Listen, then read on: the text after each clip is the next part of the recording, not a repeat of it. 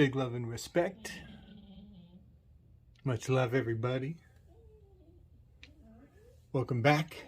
So, I started a little project last night during the flow state, and it's taking on a life of its own at this point. So, this will be an introduction to some of the concepts that I am planning to give life to.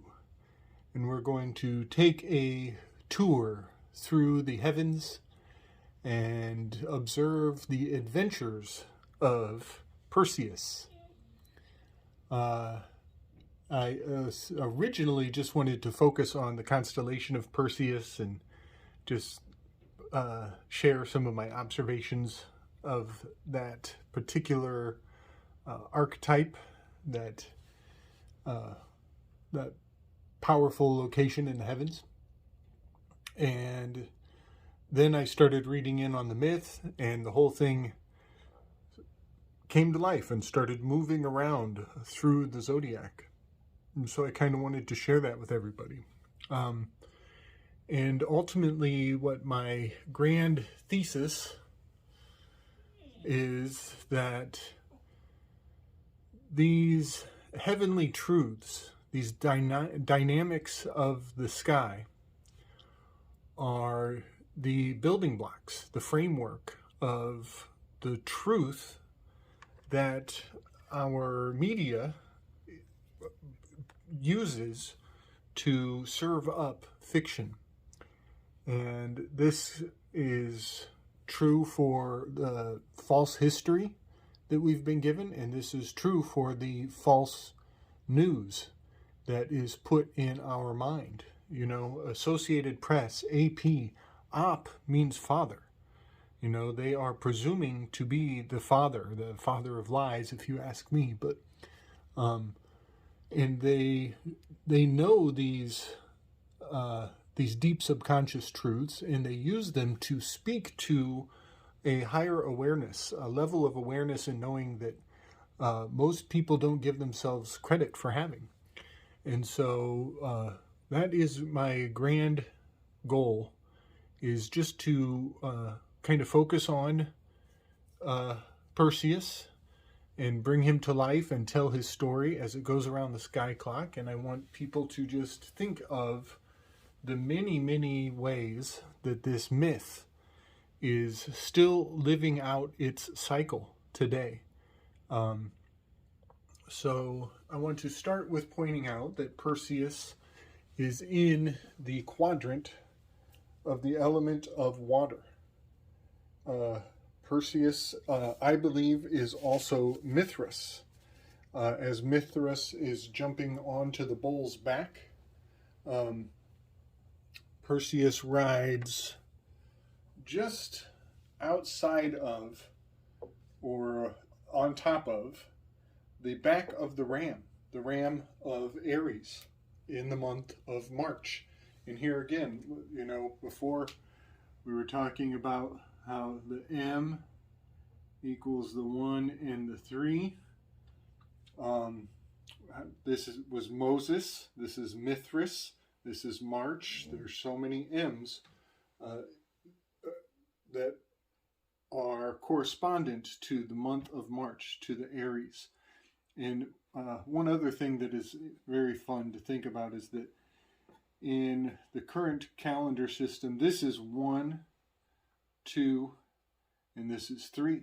And when you turn M sideways, you get a 3. So in the mainstream calendar, it is the 3rd month, but in the pagan calendar, it is the 1st month. And so when you allow yourself to be of two minds, to think of the fact that both of these are true, you can see the 1 to the 3 being played out in a major way.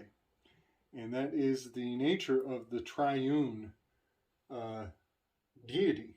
There are so many generally gods and goddesses have the triune nature to them, which is also articulated in the elements. You will notice there are 3 clubs, there are 3 of the one type of element. There are 3 swords of the one type of element. There are 3 hearts of the water element. So that triune component is kind of a keystone. You know, this is a master linchpin.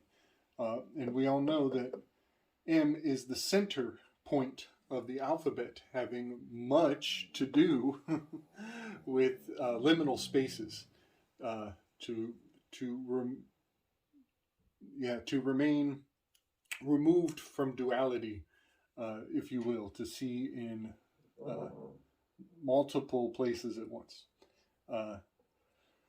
So one thing that came to me last night as I was considering how Perseus up here in this quadrant, in the element of water, which is expressed with the symbol of the hearts, Perseus is up here in this season of the year, the spring quadrant of the year. And Ophiuchus is quite in opposition. Ophiuchus is the opposite. And it began to occur to me, my last presentation was on Ophiuchus and the Hanged Man, having everything to do with the feet of Ophiuchus being in this location with the double of U. And I started to consider this tree of life, tree of death duality here. And this is kind of what led me to focus on Perseus, as we have the Hanged Man below, down here in the Scorpio. And my mind was focusing on what is above or in opposition to the Scorpion. And that is the bowl of Taurus, which made me think of this T. And then I started to think, what kind of mythological serpents are in correspondence to the snake charmer of Ophiuchus? And Perseus came to mind. So that is kind of the reason behind focusing on this tree of life component, this above realm, as my last few presentations were on how Ophiuchus is secreted away, is obfuscated, it's another 13 component, but it's removed from mythology and very nebulous as it is in that subconscious, maybe even sub-unconscious underworld.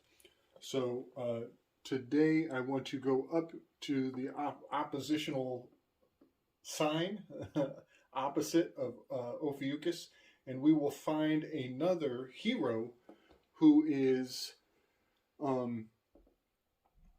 conquering serpents and frightening gorgons, and using his wit and his strength to battle his demons, essentially. And one thing about this duality here, I want to state, Ophiuchus has that escaping, the scapegoat. He's turning his back on things. He's walking away. And Perseus is has a very different approach. Perseus has that go-get-em attitude. He announces his identity. He brags. He boasts. He's very public with his persona. Whereas Ophiuchus is kind of, slithering around in the underworld, kind of walking away from problems. So I find that very interesting that we have this tree of death having to do with, the corporate persona, the underworld, and also Ophiuchus is, or the Hanged Man, I should say, he's restrained. He's bound up by his own avoidance, and Perseus is on the move. Definitely has that, using the wheel of free will to move around and command the elements, let's say. So I think that's about all I wanted to point out. I will say that Skull and Bones, they have an interesting association here with that 322 spring equinox. Happy birthday, Chance. But one thing that I find really interesting is that the skull and bones, they've got that thing about skulls, you know, drinking out of skulls, the headless icon of their fraternal order. And what's interesting about that is that Perseus is carrying a head. And that's very powerful to me, as, you know, I believe that this secret society of whatever, this brotherhood, is kind of laying a claim, let's say. I assert that they are laying a claim to this entire quadrant of the zodiac, to the symbol of water. You know, that is a land, they are pirates on the sea. And this is the element of water in this springtime. And I will point out 3 plus 2 plus 2 adds up to a 7. It's a big fat 7. And what I'm about to get into has much to do with that 7 component. Also, let me make this point. Many of the current events today, many of the Associated Press bullshit sandwiches, all you can eat, are based on their iconography of this water element. And 322, most people remember this from the beginning of this story. But 322 is C to the V. So they put their stamp on this a long time ago. And calling it CV, I was screaming this to the rafters years back, just telling everybody, you know, this just has their call sign written all over it. And sure enough, as I was researching Perseus, in his immediate vicinity, up here in this quadrant of the sea, of the water, springtime, there is an Omicron star very near Perseus. And there is a Delta Cephi is in, I believe it's Cephas, the star, the constellation of a king. And all of these things are baked into the mythology of Perseus.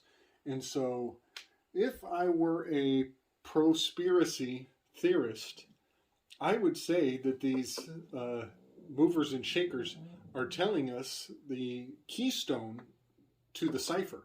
They are telling us to look to this mythology so that we can see the truth underneath the bullshit, the fundamental mythology that the lies and deceivers are trying to use this framework to scare the masses into submission.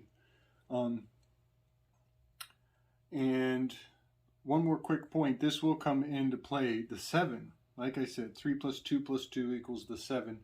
I am finding the 7 all over the sign of Perseus, the constellation of Perseus. And what I'm about to reveal under this board here is the G, the Y, and the P. And I think that is really something special because the G, the Y, and the P, they all add up to 7. That is a 777. And it makes me think of Egypt, of the true nature of the land of Egypt being a much larger picture than we are told, much larger at one point in history. So these are my doodles from our flow state. Everybody should go check us out over on the Weaving Spiders. We had quite a long and productive night in the flow state. And these are some of the just interesting correspondences that I found when I started to research the constellation of Perseus. And the first thing I saw was that the shape of the constellation itself, it looks very much like the Hebrew symbol Ayen. And the Ayen is the equivalent of the P in English. It is the equivalent of the Omicron. And you will notice that there are a lot of labels, brand names, being put into the minds of the masses right now that are maybe by design. They are meant to trigger your fear response, your freeze response. A lot of people forget. Here, I'll put this up real quick. People talk about the fight or flight, and they forget about freeze.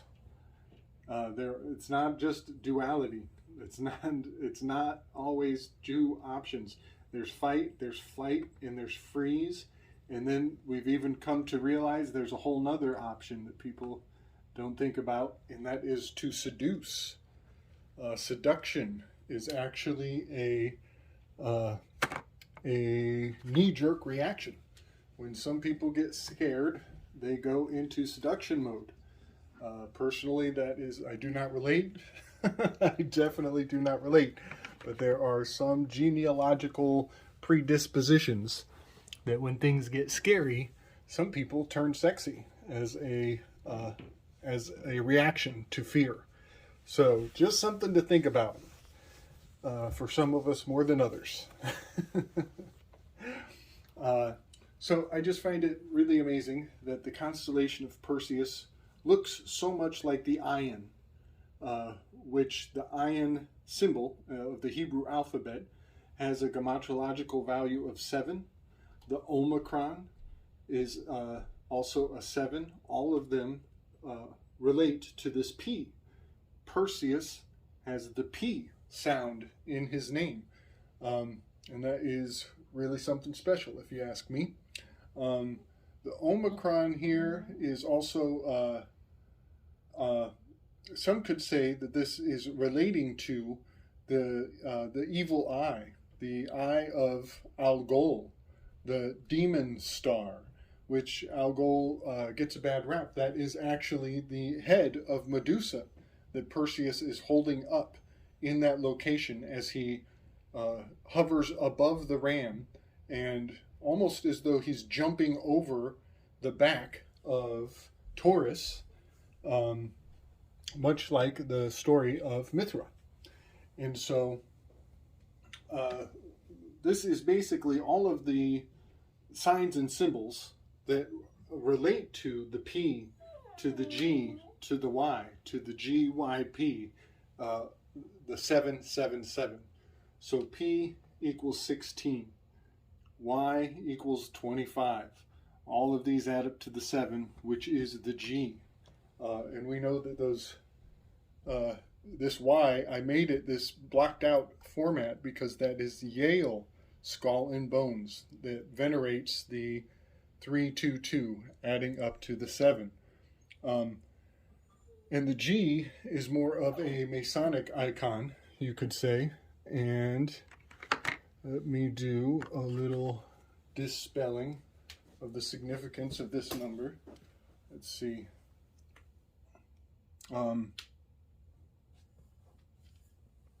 I've done this in previous videos, so forgive me if this is repetitive. But this 1/6, that's January 6th. Oops. January 6th is a tower. This all adds up to the tower. The tower is a number 16 on the tarot deck. So January 6th was a tower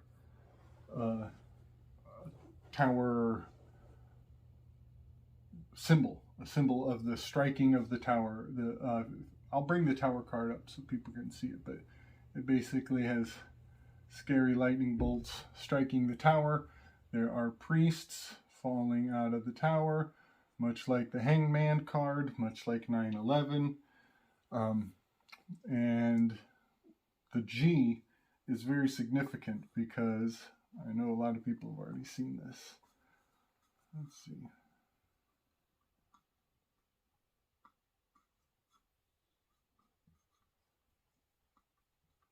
In God We Trust is an anagram for Tower G, which is a 7, in dust. So that basically summarizes everything that I wanted to just bring the symbolic significance of the GYP of Egypt and why all of these symbols are very surprisingly in correspondence with the quadrant of the heavens, where Perseus, the hero, one of the oldest heroes, and also very likely related to Mithra in a powerful way, where he resides. And one more thing about P and 7, and its relationship to the tower card is, I believe that this is the palace. The tower is the palace. It is the phallus. It is the fall of the phallic.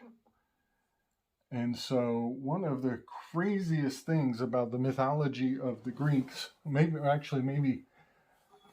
this is the Romans castrating the potency of the Greeks when they stole those stories and changed all the names. The Romans baked in a lot of castration into the stories. But I just find it amazing that all of these icons correspond with the sea, the water, quadrant of the year, and all of that hails back to the castration of Osiris and Isis taking Osiris's phallus and throwing it in the water. I think that is very interesting. What we may be seeing is ancient iconoclasm of cultures where, the Romans conquer the Greeks, take their culture, and twist the stories along the way and invert things. This is where the three Moirae, those were 3 women. 3 Moirae were converted into 3 wise men. And there's a lot to be said there. And somewhere in between, there is a lot of culture clash around eunuchs and castration all throughout the signs of the heavens. But I just want to point out that the heavens are considered also a sea, a body of water, an ocean where monsters will come up, where it's almost like a Rorschach test, where you see these random globule shapes and your own subconscious will project thoughts onto these polka dots, bringing monsters from the depths of your mind and even from your ancestors. There's epigenetic memory will be reflected in those waters, if you will. So that brings this installation to a close. I'm going to have to erase all of this so that we can send Perseus on his adventure and essentially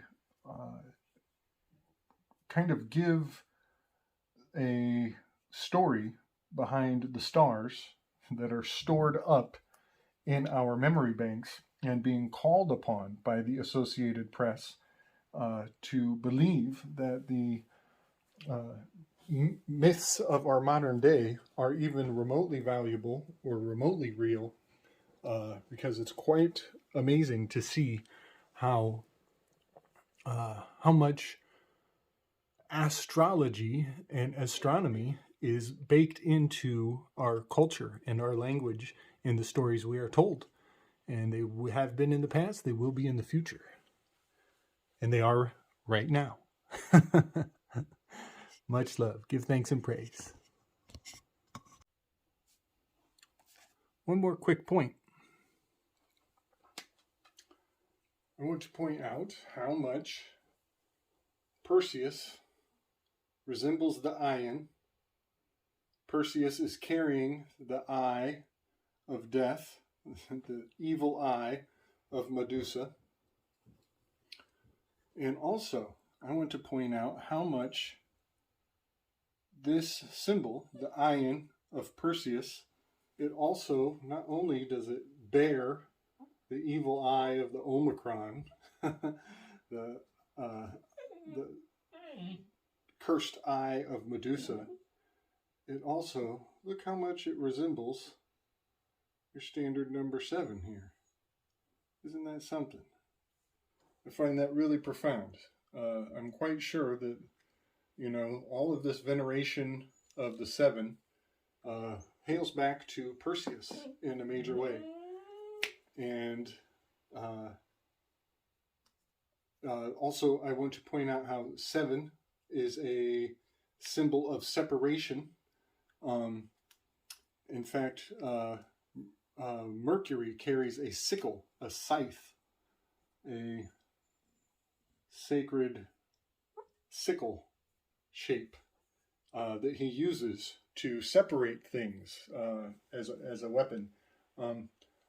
And also, another big part of this grand mystery hails back to the Egypt, the GYP, which has 7 rivers that look a lot like a seven-candled menorah. So all of these things are not just coincidence or similar.